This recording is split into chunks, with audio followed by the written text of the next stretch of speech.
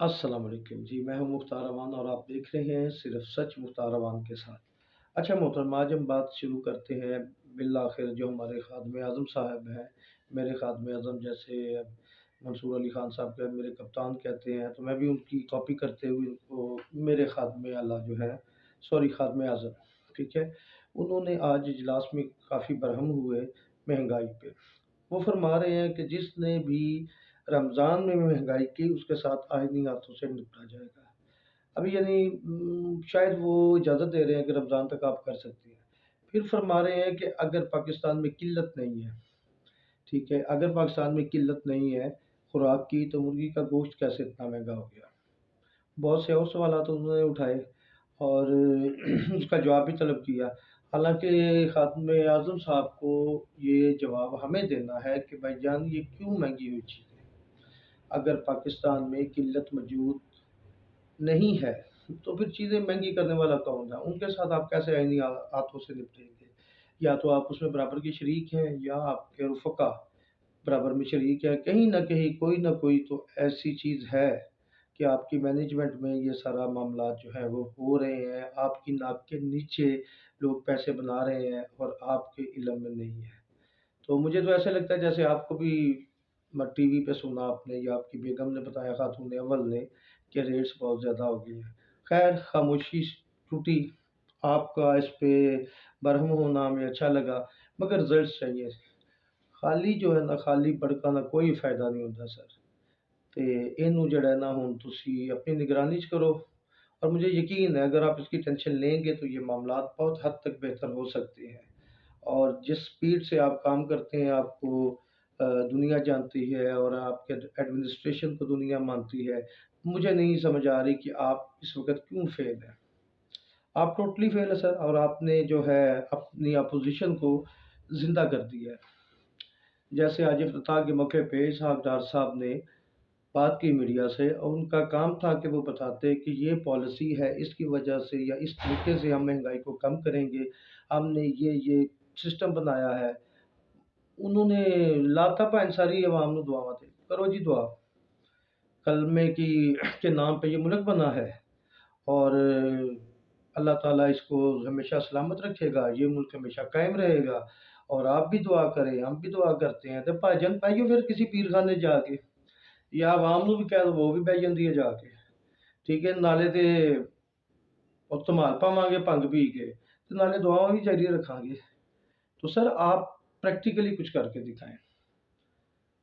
یہ جو معیشت کے جادوگر ہے نا اسحاق ڈار صاحب، پریکٹیکلی کچھ کرو تاکہ سانوں بھی پتہ لگے کہ ساڈے حکمران ساڈے لیے کچھ سوچ رہے ہیں۔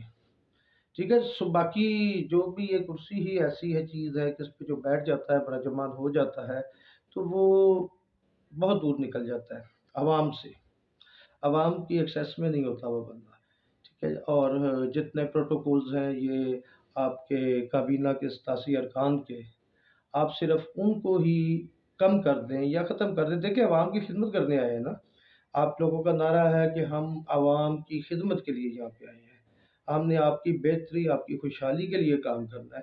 تے چھڈو سر گڈیاں شڈیاں کی کرنیاں جی، انج گڈیاں تہاڈے کول نہیں ہے، سارے کول ہی نہیں نا، ایک نہیں کئی گڈیاں نے، انے واہ بینک بیلنس ہے، اور اتنا پیسہ ان لوگوں کے پاس کہ سوچ ہوگی آپ کی، مگر ملک قرضے میں ہے، سود پے کر رہے ہیں، سود دینے کے لیے پھر سے ہمیں قرضہ لینا پڑتا ہے، اور ان کی عیاشیاں کم ہی نہیں ہوتی۔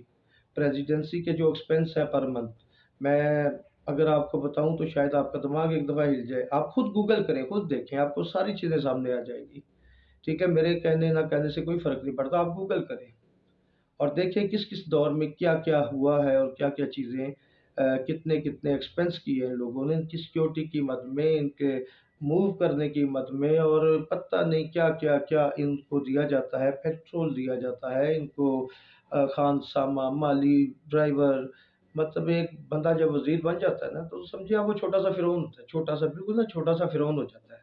خیر جو بڑی سیٹ پہ ہوتا ہے وہ بڑا فرعون ہوتا ہے۔ تو یہ جو چھوٹے سے فرعون ہے نا، انہوں نے کام کو بہت زیادہ بگاڑ دیا ہے۔ بہرحال آپ نے اچھا لگا آپ نے یہ سارے معاملات کیے، اور خلوص نیت سے کریں، کوئی ایسی چیز نہیں ہے جس کا آپ تہیہ کر لیں اور وہ نہ ہو سکے۔ مجھے یقین ہے کہ کچھ نہ کچھ اس میں سے نکلے گا، مگر آپ رمضان تک کا ویٹ نہ کریں، ابھی سے اس کا نوٹس لیں۔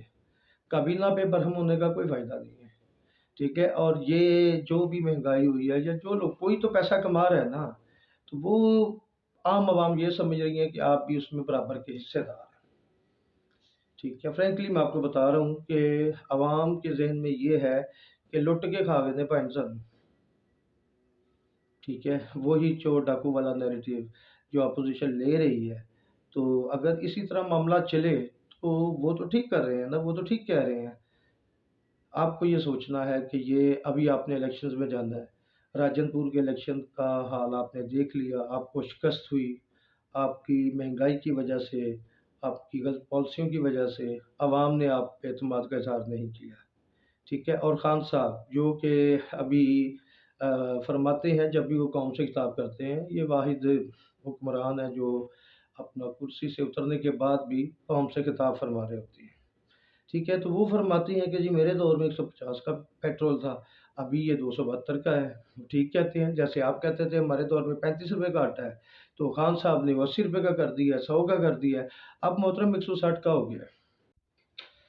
یہ ملیں یہ جاکیریں کس کا خون پیتی ہیں، بیرکوں میں یہ فوجیں کس کے بل پر جیتی ہیں، کس کی محنتوں کا پھل داشتائیں کھاتی ہیں، جھونپڑے سے رونے کی کیوں صدائیں آتی ہیں، جھونپڑے سے رونے کی کیوں صدائیں آتی ہیں، جب شباب پر آ کر کھیت لہلہاتا ہے، کسی کے نین روتے ہیں کوئی مسکراتا ہے، کاش تم بھی کبھی سمجھو، کاش تم بھی کبھی جانو، 20 کروڑ انسانوں۔